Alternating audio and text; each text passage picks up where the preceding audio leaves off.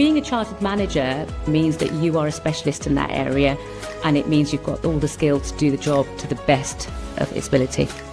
You are seen as a leader, a true leader who has credentials behind the great work you've already been doing. It's enhanced my understanding, it's enhanced my skill set, it's improved my mindset. It makes all the difference. This session is recorded and will be available on the CMI website and YouTube channel. Join the conversation by using the live chat box for your questions and comments. We'll answer as many as we can during the Q&A. Good afternoon, everyone, and welcome to the Retaining and Developing Green Talent for a Sustainable Future digital event. My name is Mary Bolawale, and I am an event delivery coordinator at CMI. Don't forget to join the conversation by using the live chat box, and feel free to ask any questions you have for the speakers, and we'll answer as many as possible during the Q&A session. I will now hand over to Katie Kelly, the chair of the CMI London Regional Board, to begin today's event. Thank you, Mary. Hi, everyone. Good afternoon and welcome. As Mary mentioned, I'm Katie Kelly. I'm the chair of the London CMI board, and I'm also an associate partner at Argon & Co. Delighted that you're all here for the final session in our Green Skills series. This is the third of 3 webinars that we've held over the last couple of months.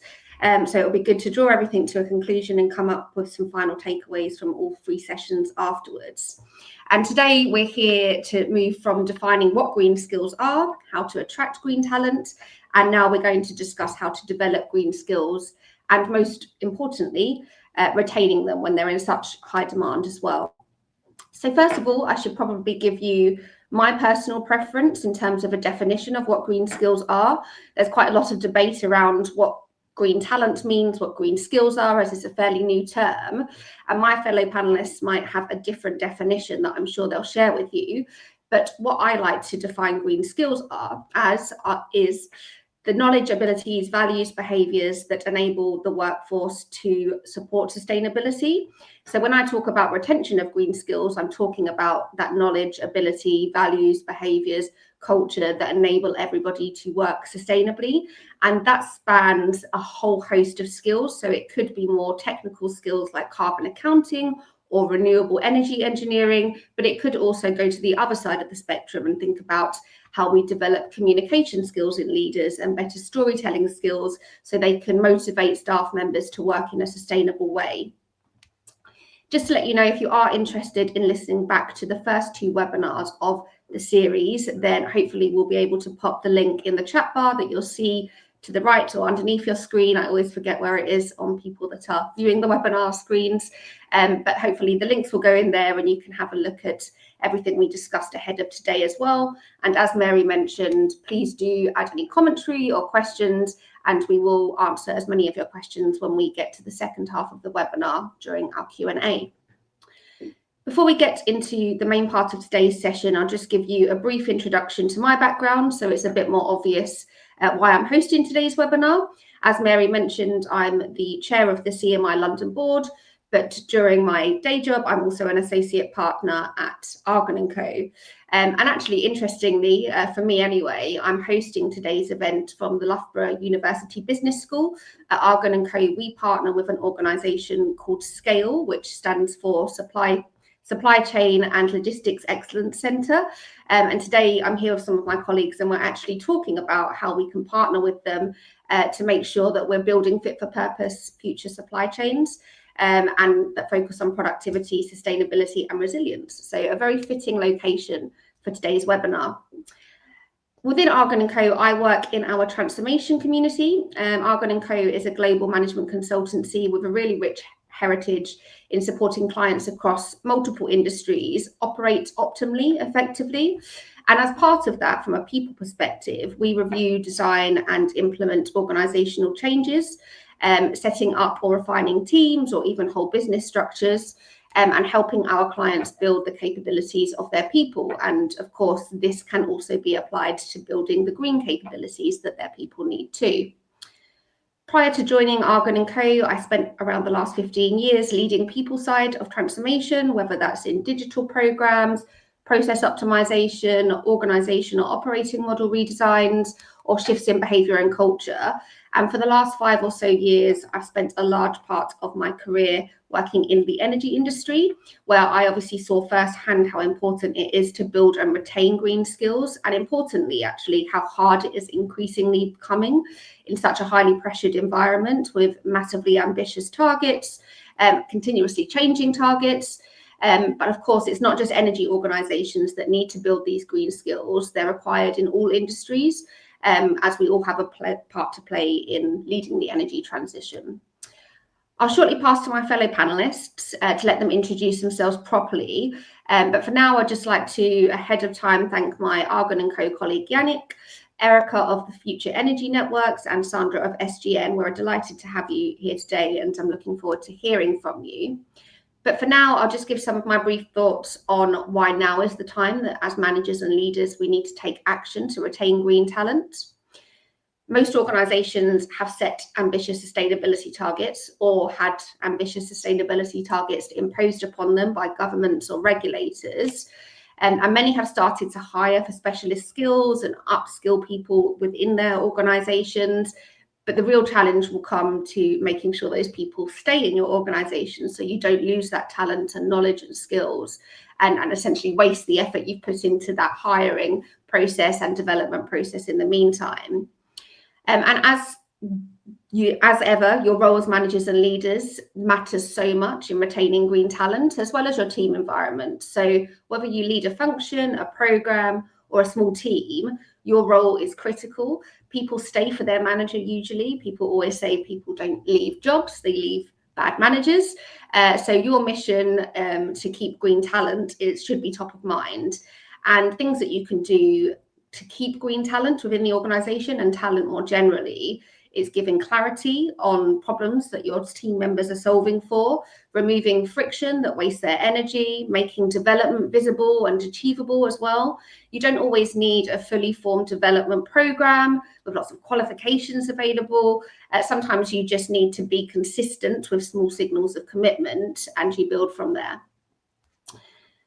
So to help you build those retention strategies, today we're going to cover how to build a purpose-driven culture that keeps green talent motivated.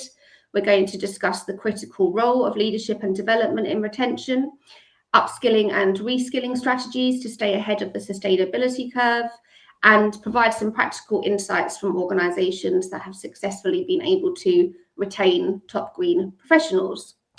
And before I pass to Erica, I'd just like to, encourage engagement in the chat bar, as I've mentioned. If you could just take a moment to pop in a number from 1 to 5, 1 being not confident and 5 being very confident, that you think that your organisations will be able to retain top green talent over the next 12 months.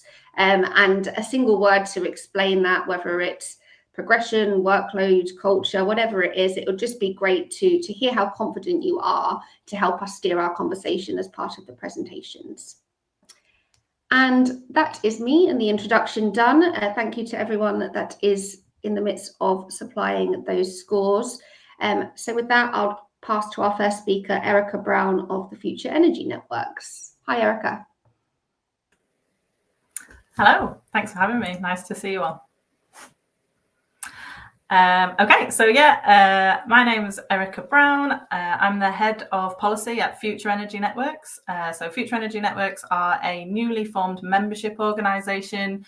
We've just turned 1 year old, and it's our job to represent the GB and Northern Ireland gas networks in how they progress to being an infrastructure of the future, basically. So how do we make sure that we can contribute to net zero?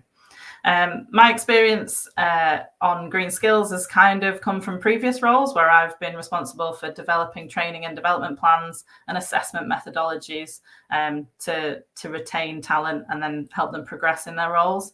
But more generally, I'm just an advocate for green skills. But crucially, and why I'm here today, I'm really an advocate from developing from within, using the amazing, passionate workforce that we've already got to leapfrog onto the next. So if you can move me on to my next slide, please. So yeah, my session is basically just going to be setting out the kind of call for action and why we need to do more to retain talent and develop green skills within what we've already got. So particularly within my world, that these two key government missions around developing Britain as a clean energy superpower and then kickstarting the growth economy, green skills fits in really nicely with both of those things. So in order to be a clean energy superpower, we need to make sure that not only our energy industry, but kind of all businesses and industries move to more sustainable ways of working and avoiding planet polluting fossil fuels. And we also need to make sure that those people within those industries have got skills that are fit for the future. So green skills, which is what we're talking about today. And that is what's going to help in large part deliver the clean energy superpower mission. And obviously, if we're growing as a superpower, that will drive investment in other areas and help with the growth mission as well. So I see real ways that they can complement each other. But obviously, they both have a risk of undermining each other. If we grow in an unsustainable way, that could challenge our superpower status from a clean energy point of view. But if we don't move fast enough because we don't have clear enough signals in terms of the clean energy mission, it could impact growth. So kind of the core of that is getting those green skills right. Next slide, please. So yeah, if you've been able to go to the other sessions, you'll be experts now on what green skills are and what we need. And Katie set out a really good definition of what green skills are. And thankfully, I've got the same one in front of me as well. So around the knowledge, attributes and values that you need to develop to deliver a sustainable and resource efficient society. So that's kind of what the green skills are. So there will be new skills in that. We'll have to learn to do new things potentially, but a lot of it will be about applying established skills in new ways and new contexts. So when you get the slides round after this session, you'll be able to read in a little bit more detail, but the green skills on that image there are all around active listening and communication, so that you understand the problems that people are facing and then communicate effectively with people to bring them on the journey. Innovation and problem solving, that's really hot ticket in terms of, as I said, applying skills in new ways, in new contexts for additional benefit. Teamwork and leadership. So it's the old adage, like, we can't do any of this on our own. We need to work as a team collectively, using all of that great experience and diversity of thought and experience to kind of move us forward. And as Katie said, like, leadership is super key. Like, people don't leave jobs, they leave leaders, they leave culture. So if we want to get this right, we need to have fantastic leaders championing and pushing us forward. So yeah, we need green skills across all sorts of industries, and I'm sure those of you on the call are from all over the place, but industrial, electrical, mechanical, all sorts of trades, STEM, engineering, construction, the list goes on in terms of other industries and other ways of working that we need to develop green skills in. And the demand for green skills is definitely there. So from what I've been able to find, the demand for green skills rose by 46% within a 12-month period, but the workforce itself only expanded by just over 5%. So there is demand, and there's more in this space, and so this is a really exciting opportunity to upskill our people to take advantage of that. And yeah, as it says, like, our clean energy workforce is growing 5 times faster than overall UK employment in other sectors. So yeah, it's a really important area. And if you've looked at the Carbon Budget 7 from the CCC, you'll see that by 2030, they think that if we deliver on net zero, we'll be able to create 725,000 new low carbon jobs. And in contrast to that, they expect that oil and gas industries will reduce by 87,000 by 2030. Now, even I don't have to be very good at maths to know that that small reduction in oil and gas does not make up for that huge expansion. So all of these new skills and new jobs can't be filled by kind of new entrants to the workforce. So it can't be just school leavers and university leaders, which are super important, and we've talked about in previous sessions, but we really need to be supporting existing colleagues to move into the roles that are going to be available so that they can adapt and kind of take advantage of it. Next slide, please, Mary. Yeah, so I guess the next few slides are going to be focused a bit more about what I know a little bit more about in terms of energy and gas. So when it comes to green skills, we really need to transform the existing current workforce in the energy sector. And there's kind of some stats on the slide in terms of 70% of workers in construction are going to be impacted by their occupation's greening. That's a big proportion of people, and they're all going to be at different stages of progression and experience and skill, and they're also going to be at different stages of understanding about what the future holds for them. Again, if you're all part of the CMI, you'll know about the change curve and all of that stuff. We're going to need to help people bring them on the journey. But the point is that green skills and the net zero future and a clean energy superpower shouldn't be seen as kind of intimidating. I know the word there that I've used is impacted by their occupation's greening. To some, that could have negative connotations. I think the way that we talk about green skills and the way that we engage people is to help them understand why greening of their roles can be a real positive. It can help them through upskilling and multi-skilling, make them more employable, give them better job satisfaction, and give them more job security into the future as well, which will help give them confidence not only in the businesses that they work for, but also the kind of transition to net zero. Because I think some of it is like a hearts and minds piece as well. Like if we can help people retain and progress in secure, well-paid, highly skilled jobs in kind of green skills, that's a really effective way of engaging them in the wider energy transition as we try and move to net zero, because these people don't work in isolation, do they? They all go home and have to live their lives. So yeah, like green skills need to be developed in jobs and industries that are not currently green, and there's a real opportunity to upskill and multi-skill. And when it comes to gas, so we know that the gas network is likely to shrink between now and 2050. So we need to help these people cross-pollinate, move into different sectors or different aspects of the energy sector. And we need to make sure that they understand that the skills that they've developed are easily transferable and easily applicable to green skills as well. So it's not always about kind of new equals better.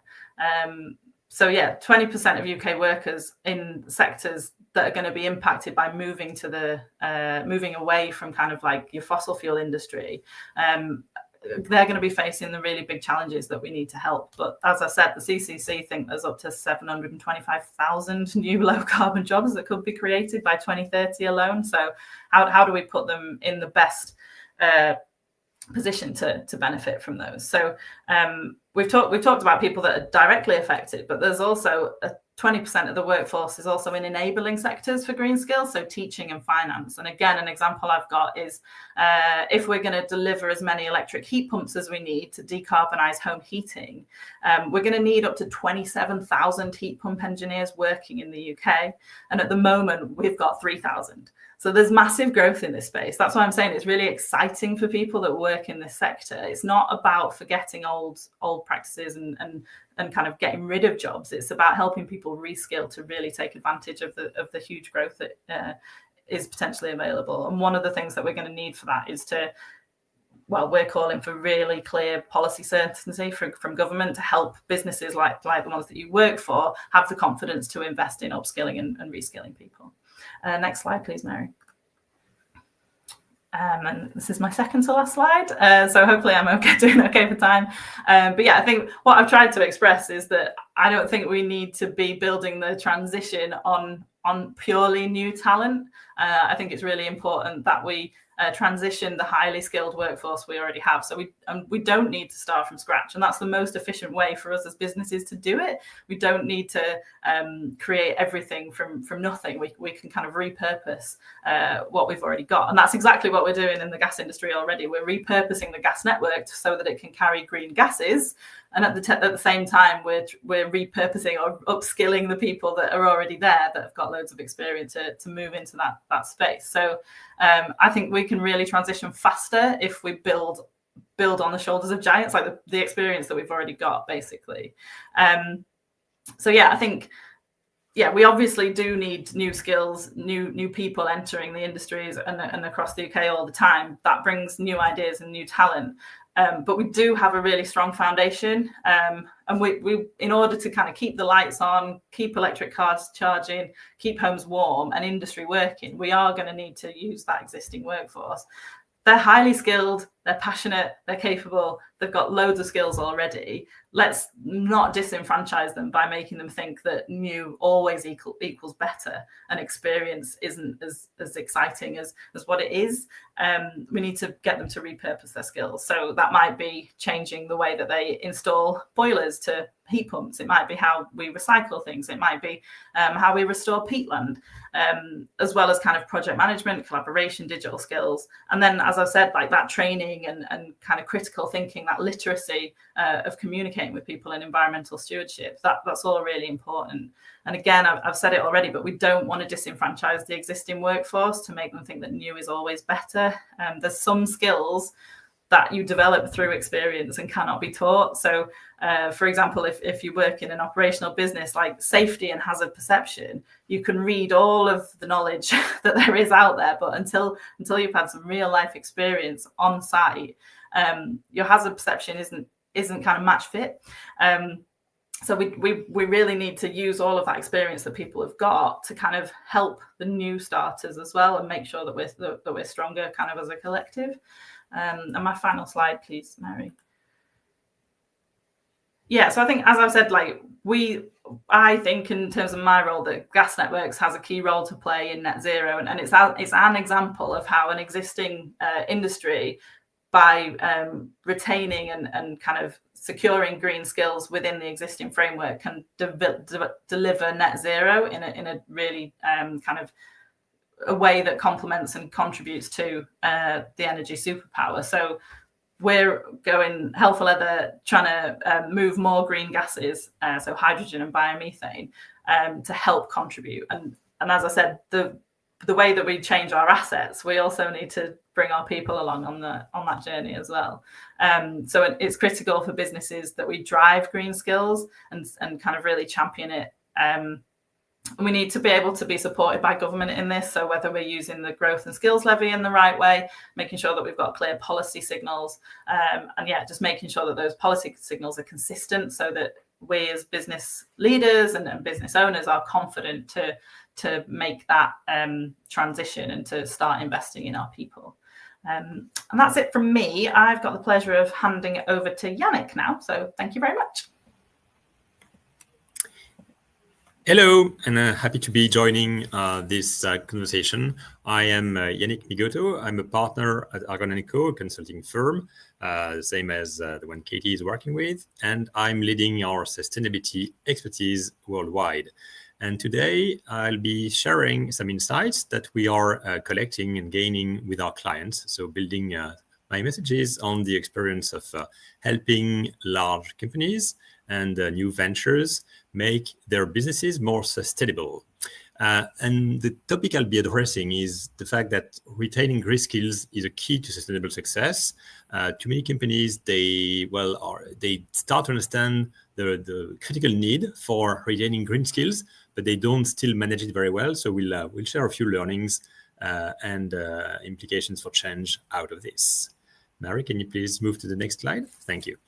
My experience has been in consulting, currently with Argon & Co. My first job was with McKinsey & Company for 7 years. I've been starting 2 companies in sustainable food chains. So I've been really practicing what it is to make food more sustainable and how it means as well, basically managing teams.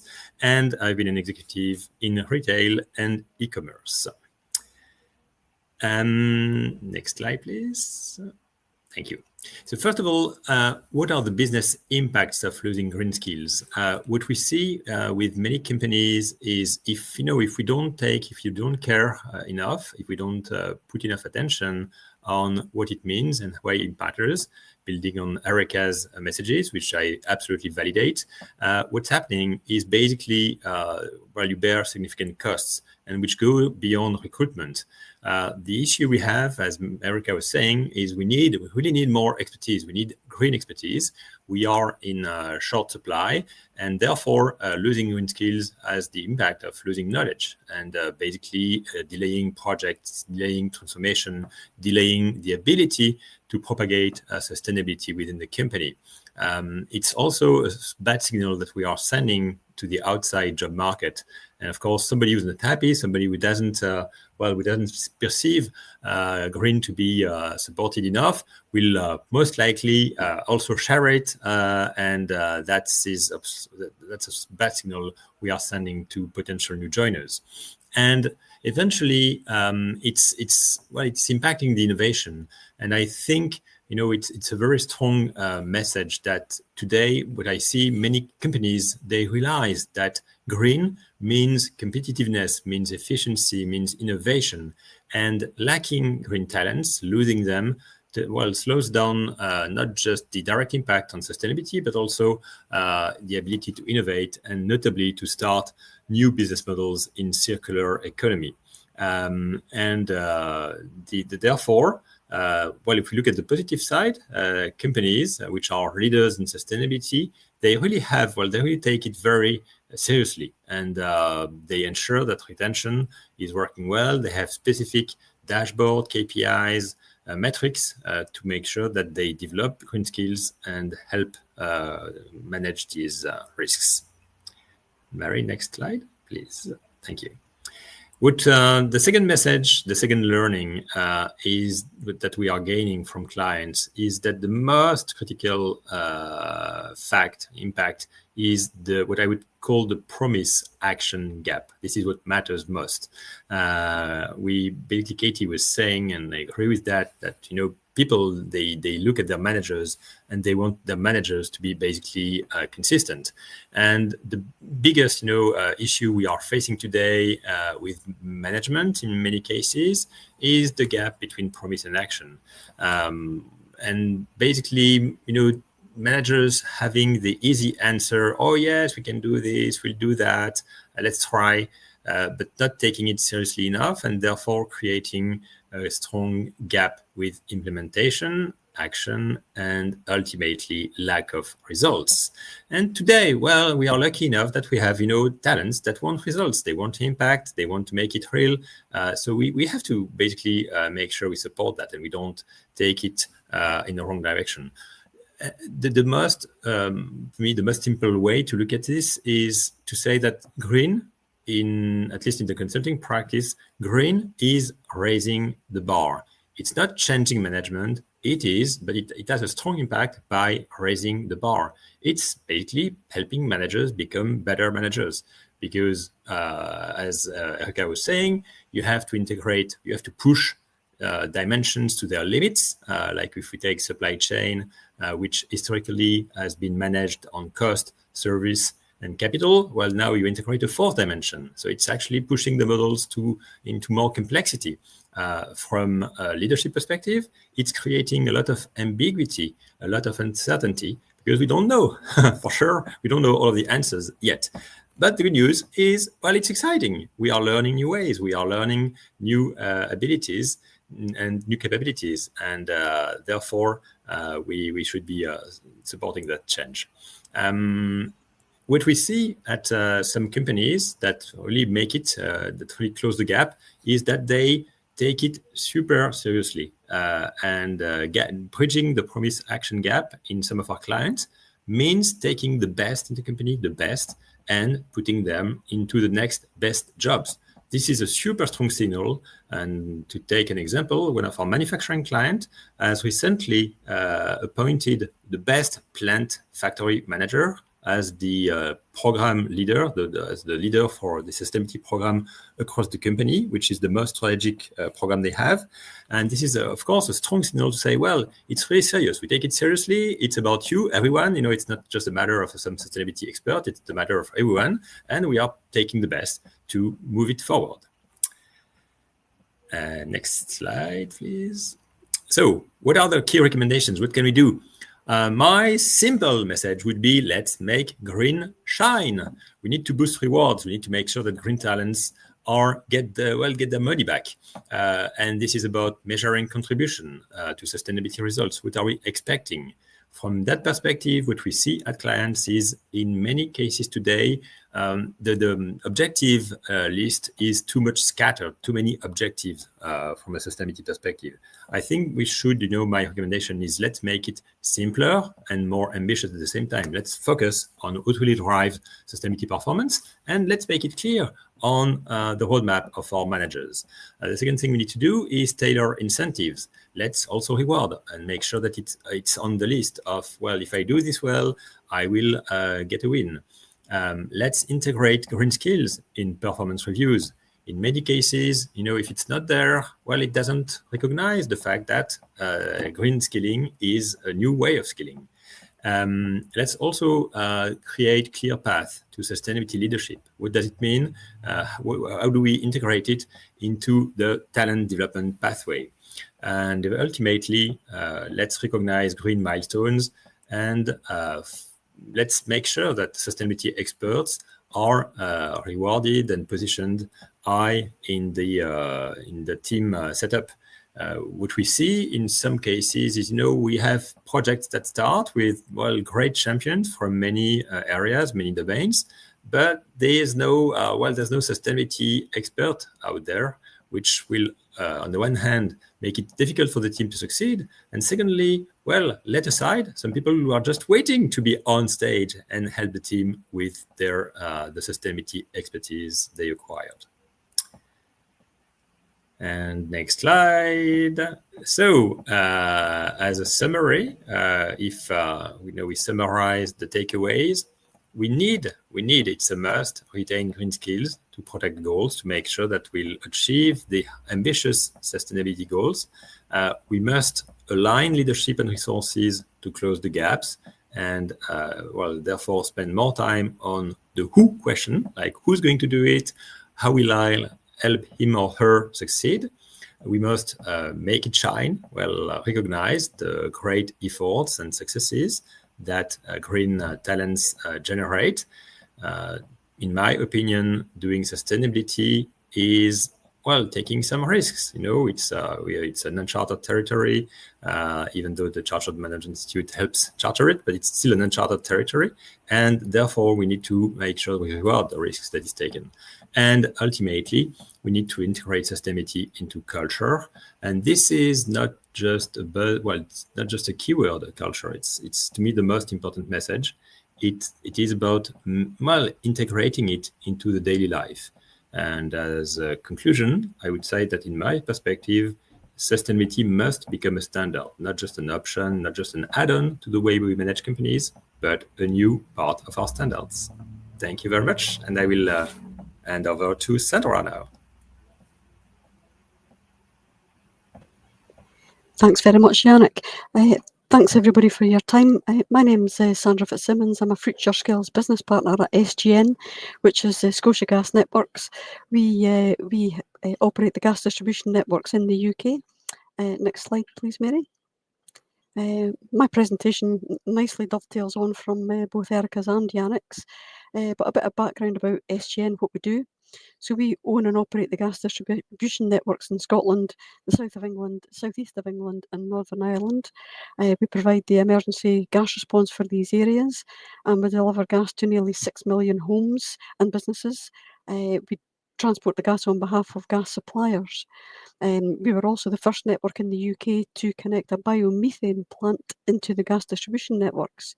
And we are leading the UK's first ever hydrogen to homes project in Scotland, in Fife. And we've also just done a repurposing project to see if the existing gas transmission networks are suitable for transporting hydrogen, 100% hydrogen. If you can move to the next slide, please, Mary. So why are SGN developing green skills? Well, there's a few reasons. Obviously, the net zero targets are on the UK. We've got to reduce our emissions by a significant amount by 2045 in Scotland and 2050 in the UK. We're looking at our existing business needs. Obviously, we've got to reduce the amount of carbon. That's legislation on all of the business in the UK. We've looked at previous projects that we've been involved in, like the biomethane stuff, and we've learned from that. We've leveraged the information in these projects to try and help us achieve the net zero goals for the hydrogen projects. We've also looked at the future skills that are going to be required to do that. So to transition the networks from like a carbon network to a less carbon or a carbon neutral network. And the regulator obviously is very interested in this. So our regulator is Ofgem, and they're keen to make sure that we are contributing to the net zero targets for the UK. They also keep a close eye on what we spend. So any of these projects that we've got to make sure that they're open and honest, and we categorise everything, and we really do focus on the spend, because at the end of the day, this whatever we do, it's got to benefit the customer or the consumer at the end of the day. Next slide, please, Mary. So what have we done so far? So we've got a swathe of policies and procedures to help us run the natural gas distribution networks. So what we've had to do is we've had to look at them, and we looked at what we've done to run a biomethane network, and we've compared that with what we need to do to run a hydrogen network. And it's thrown up a few anomalies, things that don't occur with natural gas occur with hydrogen. So we've had to look at who's going to be working hydrogen and what their existing job roles need them to do. We've looked at the skills and the qualifications of these job roles, and we've tried to map across, will these job roles be the same, or will there be new job roles in a more carbon zero gas distribution network? A lot of the qualifications are the same, but one issue we do have is because hydrogen and green skills is for us in the gas industry is actually quite new. There are no nationally recognised qualifications.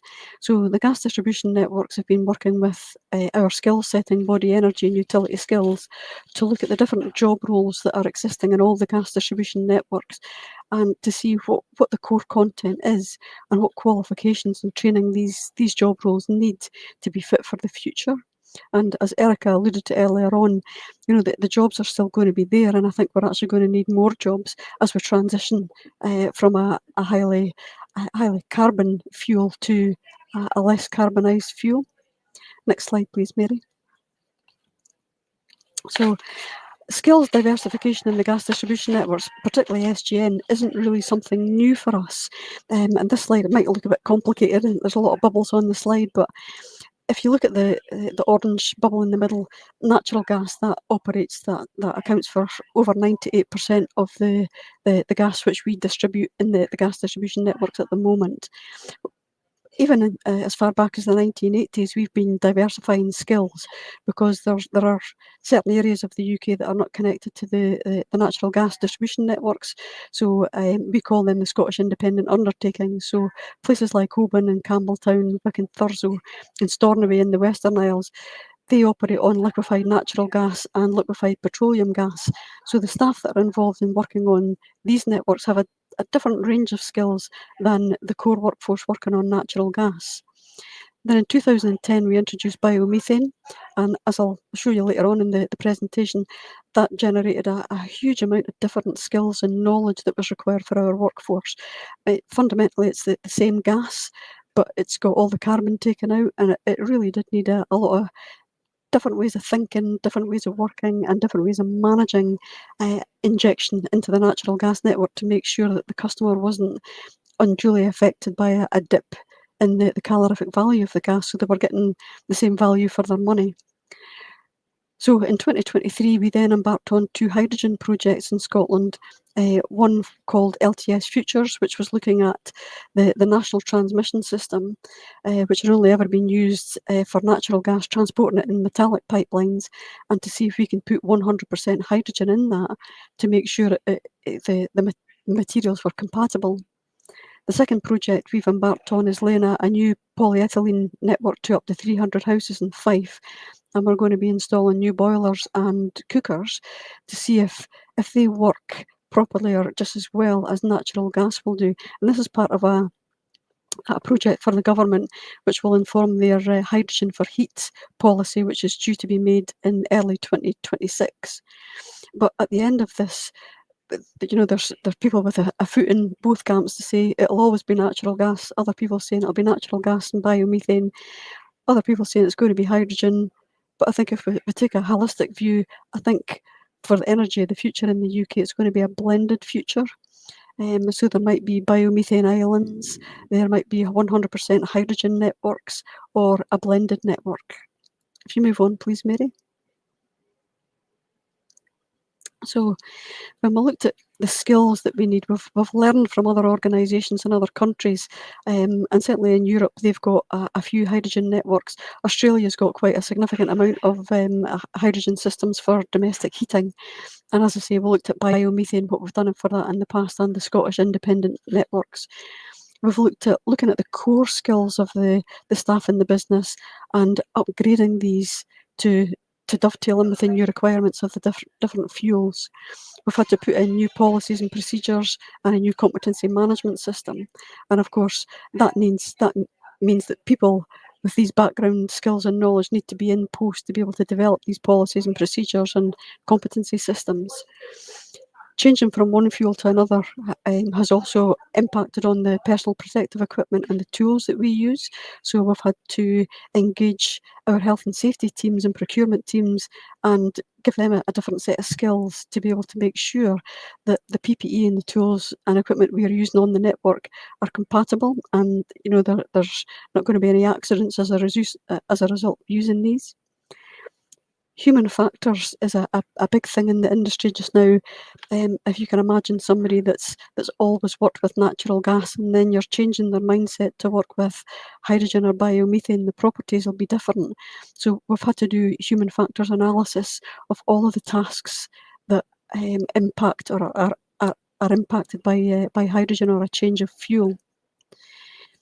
Training the workforce is quite a significant task. If you can imagine, we operate the 24-hour, 7-day a week, 365-day a year emergency service, and taking people away off their day job to be trained, it impacts on what we do, and we just don't want customers being affected by that. So we've had to look at different ways of training. So whether it's a blended learning approach, or putting e-learning packages together, putting task cards and crib sheets together, or just doing audits, everything's in the mix and nothing's off the table. Risk assessments have also needed to be done to make sure that every risk has been covered because of the new fuels. And obviously, once you've given people skills, you've got to make sure that they're refreshed, and you've got to do competency checks on them to make sure they're still 100% accurate. And this is it's a big issue for new entrants to the industry and apprentices, because if they've never worked on natural gas, and you're asking them to work on different fuels, it's a lot for them to learn and take in and remember. Next slide, please, Mary. So I mentioned earlier on that in the past we looked at biomethane, getting that into the networks, and now we're looking at hydrogen. So when we look at the different skills that we provided our staff with in the transition to biomethane, something like 248 different types of training courses, from like express classes, which is somebody just reading a webinar or attending a webinar, to online courses, to physical sessions in the classroom. That's been slightly less for the introduction of hydrogen. But I think Erica mentioned earlier on during her presentation about the skills these people are going to need, and I'll come on to this in a bit of depth later on. But we've got common skills, health and safety training, customer training, first aid, manual handling, things like that, which are common across any fuel type. We've got different project-specific skills which are required for, what's the value, the heating value of the gas. So that's different for natural gas as for biomethane and hydrogen or a blended gas. Core or different types of leadership and management skills are needed, and project management skills for dealing with different suppliers in the supply chain. And when we look at future skills, the Future Energy Networks, who Erica works for, they've done a fair bit of analysis on that, and there's a lot of different things that's going to be involved. So new regulatory reporting skills, procurement skills, green technology, carbon capture and utilisation, strategic management skills, where the business is going to go, and knowledge of the energy markets and how we trade. Next slide, please, Mary. This is just a snapshot. I'm not going to go through these in intricate detail, but having worked with the Future Energy Networks, this is like a snapshot of the different skills that people are going to need. So, for example, one in the middle there is metering and billing. If you're putting hydrogen into the network, you need 3.4 times the volume of hydrogen as you do for natural gas, and it's only got I think it's 14% of the fuel released. So if you've got 3 times the amount of fuel going through your gas meter, you don't want to bill 3 times as much as what you would normally pay. So we've got to have people trained on like the flow rates and how metering and billing works to make sure that the customers aren't being unduly affected. And one of the big issues that we've come across is how to deal with vulnerable customers. So, customers that are hard of hearing, they've got learning disabilities, they're disabled, they live in fuel-poor communities, how we deal with them and get them on board to the energy transition, and how to make sure that they're not unduly impacted by any change to any fuel. And all of that takes a different set of skills for our staff to deal with these and make sure that all of these risks are covered. Next slide, please, Mary. Ashley, could you go on to the next slide, please, because this is a bit more. So how do we deal with skills retention? And I think Yannick mentioned earlier on, we need a good benefits package. We need to get everybody engaged. We need to make sure they're getting paid the right amount of money. We need to look after the staff, and things like employee discount schemes are good for things like that. We need to make sure that the staff that we are training in the business, whether it's on existing skills or green skills, we're giving them the opportunity to keep these skills fresh and use them on an ongoing basis. And we also need to give them what we call stretch targets. So somebody that's always worked with natural gas, they might be a bit reluctant to work with a new fuel, but it's kind of breaking down the barriers and getting rid of the fear factor and try and pull them into the journey that we're going on for the future. And getting people involved in things like Thames Water. I don't know if anybody knows about this, but sewage from some of the Thames water treatment plants have been used as feedstock for the biomethane plants. And I think in one area of London where this has been trialled, it's generated enough electricity to supply 4,000 houses. So, and I think so far, when you look at biomethane in general, for SGN's 42 biomethane plants, we've got 285,000 customers that are getting fed with gas from these plants. So also to keep skills retained, there's regular CPD events via IGEM and the Anaerobic and Biodigestion Association. Staff get regular performance reviews. They get regular development plans, which are reviewed to identify any skills gap, and that they are, of course, given regular refresher training and update training to make sure their skills remain current. As a business, we're also audited quite heavily by internal and external auditors and by our competent body who makes sure that we're sticking to our policies and procedures. We also do lunch and learn sessions by subject matter experts on various subjects like the biomethane islands or hydrogen, how that works in the future, just to keep sort of like little bite-sized chunks of information to keep everybody involved. And as Erica mentioned earlier on, getting new entrants to the industry is a key challenge for us, and we do embark on STEM events with schools and colleges to attract new skills into the business to feed the talent pipeline. And on the back of that, we're also embarking on a new work experience programme for younger children to come in and see what the industry is about, because a lot of people are, they're looking for green. But I think my time's up, so I'll hand across to Katie now. But thank you very much for your time. Thank you, Sandra, and thank you, Yannick and Erica, beforehand as well. Such informative presentations. We covered so much ground, so really, really appreciate that. Thank you, everyone. I'm going to just try and give my top 3 takeaways with maybe 2 bonus takeaways, because obviously it all needs to come in threes when you summarise something. But some of my key takeaways before we get to some of the questions that have been submitted is how important it is to develop talent from within. And not always recruit new talent in from elsewhere, and actually trust and take risks on talent that you have in organisations. and build skills from within, and people that have been loyal employees to you that might want to take a slightly different direction for their careers. Always try and provide opportunities for people within your organizations currently, as well as obviously hiring in talent when you need to as well. Secondly, every single one of us talked about culture, I think, and there's been some comments as well in the chat bar that mention culture and how important that's going to be to retain talent in the future. I'm quite biased. Culture and behaviour is one of my preferred skill sets, and I love working on culture and behaviour change programs. But for green talent and any talent, retaining kind of talent that is aligned with your culture, that can help shape your culture, that enjoys your culture is so important. And Erica, I think you mentioned kind of providing people with secure, well-paid, meaningful work is so important. And that last point, meaningful work, comes up near the top of every single list when you ask people why they stay at organizations, because they feel like they're adding something to the world by being there, and they're making a difference. So even regardless, like after well paid, remuneration often isn't what keeps people in organizations. It's knowing that their values align with an organization and that they're making a difference as well. And then lastly, we talked a lot about retention of talent being a people issue, and actually just being good citizens of the world. We need more green talent to actually continue with the energy transition and meet net zero targets, but it's actually a business issue as well.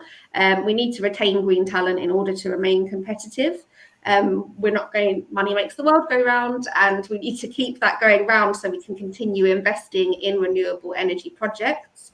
And the longer and more successfully we can retain green talent in our organisations, the more opportunity and money there will be available to do that. So yeah, those are my key takeaways. There were so many others in there, and the only 2 bonus points I wanted to just add in. Yannick, you mentioned the promise action gap, and I'd just like to really encourage everyone to read some CMI research that I contributed to that was released a couple of months ago, maybe even last year actually, which we call the say-do gap. So having managers that follow through on what they promise they're going to do is so important for retention, regardless of the sector you work in or the kind of talent you're trying to retain. The say-do gap report by the CMI highlights how important it is to retain inclusive groups within organisations, that they feel that their managers are actually following through on the E&I commitments. Just a side note, that prompted me to mention that.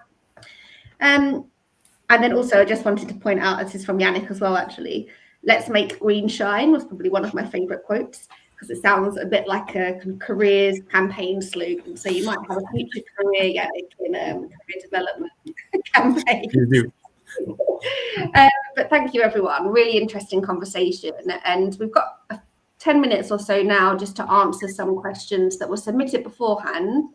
And if anybody's got any questions, please do put them in the chat bar. We'd also be happy to continue the conversation after today's event. If you want to add any of us on LinkedIn, happy to answer any questions that way as well. But first of all, I'm going to go to a question that was submitted by Rachel. This was ahead of the event. So Rachel asked, for those with the experience but not working directly in the field, which I'm going to assume might be something to do with renewables or sustainability at the moment, how to keep engaged or get back in. I'll kick this one off and then I'll just pass over to the other panelists as well. People that know me, have known me for a long time, know how passionate I am about creating networks through various means and how important that is for developing your career and making new contacts and getting into new industries or new capabilities. And actually, I would direct you send you in the direction of the last webinar. So at the last webinar, there were 2 key people that I've come across because of reaching out and networking with people and trying to learn about industries that I didn't necessarily have as much experience in. And that's Energize Black. We had Edwin from Energize Black, who was one of the co-founders at the last webinar, and Josh Robertson, who is the founder of Engineer a Career. Both amazing organizations to get involved with, and there are heaps of organizations like that. So my advice for someone that isn't directly working in the industry of green skills or using their green skills at the moment is try and reach out to external organisations beyond your current networks, because you never know what kind of opportunities it might open up and what you might learn as well. So that would be my one piece of advice. Erica, I don't know if you've got anything to add to that. Yeah, I mean, I think the thing that I would say is I think what I said at least twice in my presentation, that new doesn't always equal better. So if you've got experience, Rachel, I think it could just be a case of how you package that and present the skills that you've got to a new challenge. So yeah, I mean, I'm happy to have a chat with you offline if you want to find me on LinkedIn about kind of your CV or anything. But I think, yeah, as Katie said, it's like look to expand your network. You're obviously involved in the CMI, but there's other organisations like IGEM if you're in gas, and then there's CIWEM if you're in water. There's these organisations that are designed to give you skills, help you sell them, and put you in touch with the people that need them. So I'd exploit those avenues as well. Thank you, Erica. Yannick? Sandra, you go ahead. No, I was going to say I would agree with that. I would look at the IGEM. They've got a good sort of green skills area, and other gas distribution networks. Look on their websites. Scottish and Southern Energy. I do know that they're right into the renewables thing at the moment. They're always recruiting. So yeah, just network. Yannick, anything else Yes, to add? in addition to this, I think that when you're lucky, rich enough to have knowledge in sustainability, one of the nice thing also is to make a gift to your colleagues, and just running, maybe a small session, a breakfast session, a webinar internally, a little training. Many people would love that. Right? They would be very, very great. Well, they would recognize this as a great gift, and that makes you happy, and that contributes to building your network as well. I really like that. That kind of links back to the networking issue. Yeah. And just to give a personal experience, when I joined Argon & Co. 4 years back to kickstart our sustainability expertise, in my first 12 months, my endeavor was actually helping my colleagues. It was not about me building a new business line. It was about me helping my colleagues understand, how to integrate sustainability, how to make sustainability a standard in all of our expertises. Because my success actually would have to be built on that. I could not, help CEOs build new business models if we don't have all of the expertises around, if we don't have the building blocks to make new operating models. So that phase actually of my career was super rewarding. Things are not necessarily moving so fast at start, but there are, then it's collectively, there's a saying which says, well, alone you go faster, but as a group you go further. I do believe that's a great way to engage people into it. Lovely. Thank you, Yannick. I think it might have just been me. We might have had a little bit of a connection issue for part of that, but we heard most of that, I think. So thank you. Then we have some other pre-submitted questions, if I can find them. I'm going to go to Sarah's question. So we've touched on this throughout, but maybe people want to give their kind of one last important priority and answer. What strategies have you seen work best, not only for attracting green talent, but also retaining and develop them? Again, this has been kind of the basis of most of the webinar, but I don't know if anybody wants to say what they've seen work best. One example that they've seen work really, really well, and I can kick things off when we think about retaining talent. In one of my last projects, it was working on a big renewables infrastructure project, and I was responsible for the workforce development there. And it actually became quite clearly apparent early on that one of the most important things for retention was recognizing contribution and recognizing where someone has done something, whether it be sharing knowledge, Yannick, to your point, with other members of the team, and just calling them out either publicly if that's what they prefer, or rewarding them in some way one-to-one. I think that making sure that people know they're recognized for doing a good job is very important outside of what they get in their pay packet at the end of the month as well. So that would be my one most important example. Yeah, I think I'll just jump in there. So in addition to either the promise action gap or the say-do gap that's been referred to, I mean, I just talk about it as people don't want performative values. They want people to see them acted out. And I think one way to demonstrate commitment to values and commitment to people, which helps retention, is making sure that training and skills development isn't a one and done sheep dip effect. It needs to be part of your culture and embedded in everything you do as a business. And then that leads on to then having that recognition. Training as part of your culture would be my contribution.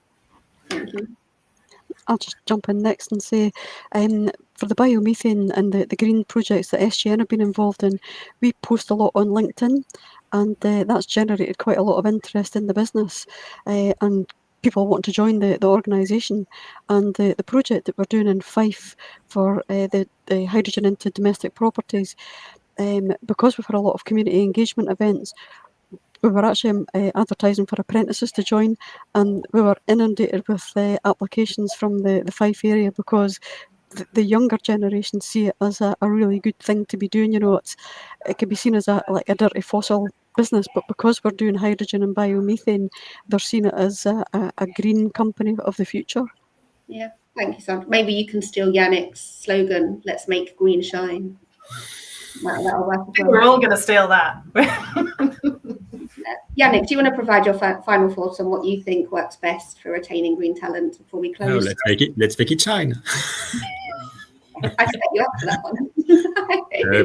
But definitely recognizing I think sustainability needs more evidence, right? We need to make it real, and I do completely agree, and I'm impressed by what Erika and Sandra are doing in their companies, in their networks, and I think this is exactly what we should be doing, which is not just talking about it, but it has to be into the processes, the procedures, the rewards, and so on. It's about basically propagating it into anything we do. And this is, to me, the reason why the say-do gap today, because we talk a lot about it. We talk actually maybe too much sometimes about it, without making it a reality into anything we do, not just working on it on Friday afternoon. Yeah, agreed. Thank you all so much. Such thoughtful final mentions there. And we've covered so much ground and talked loads about what we can do in our organisations to retain top green talent. And I'm sure we could carry on talking about it. As mentioned already, hope you really enjoyed the webinar, everyone. Thank you for attending and engaging. I see that there have been a couple of questions asked during the event. As said, please connect with any of us. We'll be happy to continue the conversation, and let us know what you thought about the webinar through the feedback mechanism that someone will have posted about on the chat bar just now. So thank you all. Enjoy the rest of your sunny, hopefully, afternoons, and we will see you at the next webinar. So that's it for today's session. Thank you to our host, Katie, and to our speakers, Erika, Yannick, and Sandra, for your insight and expertise. Please stay tuned to hear more about CMI membership, and thank you for joining us. Thanks, bye everyone. Thank you. Bye. Don't forget, as a CMI member, you can find the latest management and leadership insights at managers.org.uk. If you're not yet a member, join our community to discover CMI Confidence with on-demand resources, our network of mentors, and industry-leading accreditations.